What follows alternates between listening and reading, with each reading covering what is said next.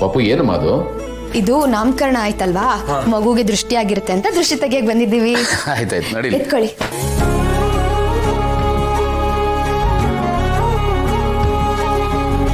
ನಿಧಾನ.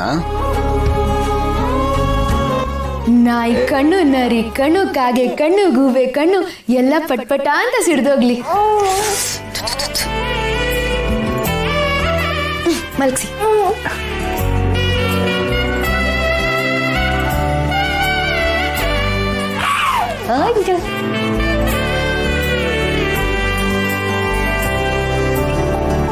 ಅವರಿಬ್ರು ಜೋಡಿ ಎಷ್ಟು ಮುದ್ದಾಗಿದೆ ಅಲ್ವಾ? ಕ್ಯೂಟ್ ಜೋಡಿ.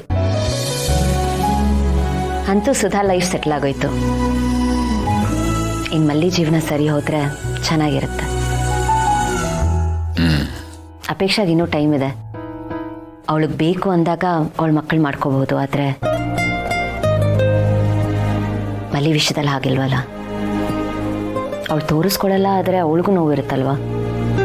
ಮದುವೆ, ಮಕ್ಕಳು, ಸಂಸಾರ ಅಂತ ಸುಖವಾಗಿರೋ ಟೈಮಲ್ಲಿ ಅವಳಿಗೆ ಹೀಗಾಗೋಯ್ತು ಅಂತ. ನಿಜ ಭೂಮಿಕಾ, ಅವಳ ಜೀವನ ಕೂಡ ಏನು ಅಂತ ನೋಡಬೇಕು. ಅವಳಿಗೆ ಏನಾದರೂ ಒಂದು ಸೆಟ್ಲ್ ಮಾಡಬೇಕು. ಎಲ್ಲ ಹೇಗಿದೆಯೋ ಹಾಗೆ ಬಿಡೋದಕ್ಕಾಗಲ್ಲ. ಮಲ್ಲಿ ಲೈಫು ಸೆಟ್ಲ್ ಮಾಡಬೇಕು. ಒಂದೊಂದ್ಸಲ ಅವಳ ಬಗ್ಗೆ ಯೋಚನೆ ಮಾಡಿದ್ರೆ ತುಂಬಾನೇ ಬೇಜಾರಾಗುತ್ತೆ. ನೀವೇನು ಯೋಚನೆ ಮಾಡಬೇಡಿ. ಅವಳ ಮನಸ್ಸಿನಲ್ಲಿ ಏನಿದೆ ಅಂತ ಮೊದಲು ತಿಳ್ಕೊಳ್ಳೋಣ. ಆಮೇಲೆ ಏನಾದರೂ ಒಂದು ವ್ಯವಸ್ಥೆ ಮಾಡಿದ್ರಾಯ್ತು. ಆ ಕೆಲಸ ಆದಷ್ಟು ಬೇಗ ಆಗಬೇಕು. ಅವಳು ಕೊರ್ಕೋತರ ಆಗ್ಬಾರ್ದು. ಅದಕ್ಕೆ ಅವಕಾಶ ಮಾಡಿಕೊಡಲ್ಲ ಬಿಡಿ. ಅವಳ ಹತ್ರ ಮಾತಾಡೋಣ, ಏನು ಹೇಳ್ತಾಳೆ ಕೇಳೋಣ. ಒಟ್ನಲ್ಲಿ ಅವಳ ಜೀವನ ಸರಿ ಹೋದ್ರೆ ಸಾಕು. ಯೋಚನೆ ಮಾಡಬೇಡಿ ಭೂಮಿಕಾ. ಮಲ್ಲಿ ಅಂತವ್ರಿಗೆ ಆ ದೇವರು ಕೆಟ್ಟದ್ದು ಮಾಡಲ್ಲ, ಒಳ್ಳೇದು ಮಾಡ್ತಾನೆ.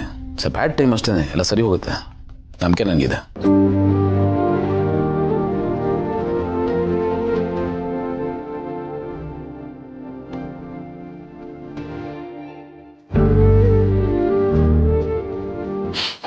ಮಲ್ಗಿ.